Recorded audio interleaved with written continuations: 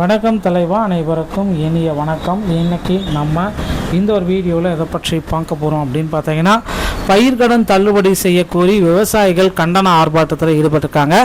மிக குறைவான அளவு தமிழகத்தில் பயிர்க்கடன் தள்ளுபடி மற்ற மாநிலங்களில் கம்பேர் பண்ணுறப்ப, கடந்த ஆட்சியில் கம்பேர் பண்ணுறப்ப, இப்போ தாவேக்கோட ஆட்சியில் பயிர்க்கடன் தள்ளுபடி அப்படின்றது விவசாயிகள் மத்தியில் பெரும் விவாத பொருளாக மாறி இருக்கு. இந்த பயிர்க்கடன் தள்ளுபடி அப்படின்றது என்ன, யாருக்கு இதை வழங்க போகிறாங்க, இப்போ கரண்ட்டில் எவ்வளோ தள்ளுபடி செய்ய போகிறாங்க என்பதை பற்றி வீடியோவில் முழுமையாக நம்ம பார்க்கலாம். ஸோ வீடியோவை பார்க்குறதுக்கு முன்னாடி நீங்கள் நம்முடைய சேனலை முதல் முறையாக பார்க்குறீங்க அப்படின்னா சப்ஸ்கிரைப் அண்ட் பெல்லை கிளிக் பண்ணி வச்சுக்கோங்க.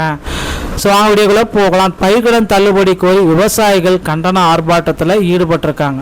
ஸோ கிட்டத்தட்ட கிருஷ்ணராயபுரம் தேசிய தென்னிந்திய நதிகள் இணைப்பு விவசாயிகள் சங்கத்தில் காவிரி ஆறு என பாசன பிரிவு விவசாயிகள் சங்கம் சார்பில் கிருஷ்ணராயபுரத்தில் ஆர்ப்பாட்டம் நடந்தது.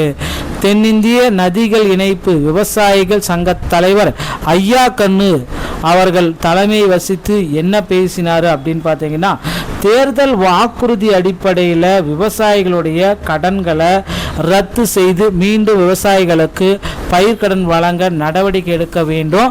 மாநில அரசு தள்ளுபடி செய்யவில்லை என்றால் சென்னை தலைமை செயலகம் முன்பு விவசாயிகளை திரட்டி பெரிய அளவிலான போராட்டம் நடத்தப்படும் என்றும், மத்திய அரசு பெரிய நிறுவனங்களுக்கு தள்ளுபடி அறிவித்துள்ளது, ஆனால் விவசாயிகளுக்கு எந்த விதமான தள்ளுபடியும் செய்யாமல் இருப்பது வேதனைக்குரியது. இவ்வாறு அவர் பேசினார். கிருஷ்ணராயபுரம் காவிரி ஆறு பாசன நிர்வாகிகள் கோவக்குளம் ராஜேந்திரன், தட்சிணாமூர்த்தி, கிருஷ்ணன், அம்பிகாவதி உட்பட 100க்கும் மேற்பட்ட விவசாயிகள் இதில் கலந்து கொண்டார்கள். ஸோ விரைவில் இந்த விவசாய கடன் தள்ளுபடியை குறித்த ஒரு மிகப்பெரிய ஒரு அப்டேட்டை எப்போ வெளியிட போகிறாங்க அப்படின்றது தான் இப்போ கேள்விக்குறியாக இருக்குது. ஸோ வருகின்ற தமிழக பட்ஜெட், ஸோ ஆகஸ்ட் 5ஆம் தேதி முதல் தமிழகத்துடைய இடைக்கால பட்ஜெட்டு முதல்வர் விஜய் தலைமையில் ஸ்டார்ட் பண்ணுறாங்க. ஸோ இந்த டைமில் வந்து பார்த்தீங்கன்னா இதில் விவசாய கடனை மாற்றி அமைக்க போகிறதுக்கு நிறைய வாய்ப்புகள் இருக்குது. ஆல்ரெடி வந்து பார்த்தீங்கன்னா முதல்வர் விஜய் 75,000 நகை இந்த விவசாய கடன் வாங்கியிருக்கீங்க, பயிர்க்கடன் வாங்கியிருக்கீங்கன்னா 100% தள்ளுபடி.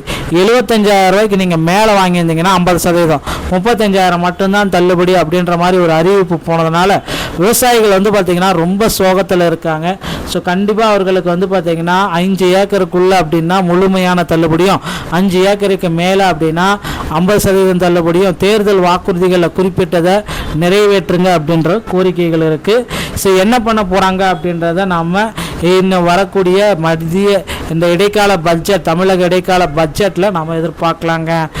இதில் வந்து பார்த்தீங்க அப்படின்னா எந்த அளவுக்கு மாற்றங்கள் இருக்கும், எவ்வளோ நிதி ஒதுக்கீடு பண்ணுவாங்க அப்படின்னு பார்த்தீங்கன்னா, விவசாயிகளுக்காகவே 65,000 கோடி ரூபாய் வரைக்கும் நிதி ஒதுக்கீடு செய்யறதுக்கு வாய்ப்புகள் இருக்குது. ஸோ கிட்டத்தட்ட ஒவ்வொரு விவசாயிகளுக்குமே கடன்களை அதிக அளவில் இந்த டைம் வழங்க போகிறாங்க. ஸோ வழங்கி அடுத்த 2 ஆண்டுகளில் கட்ட முடியலன்னா அந்த கடனை அரசு தள்ளுபடி செய்யறதுக்கு நிறைய வாய்ப்புகள் இருக்குது. ஓகேங்களா? ஸோ பயிர்க்கடன்களை இந்த மாதிரி தான் அரசு வந்து தள்ளுபடி செய்ய போகிறாங்க.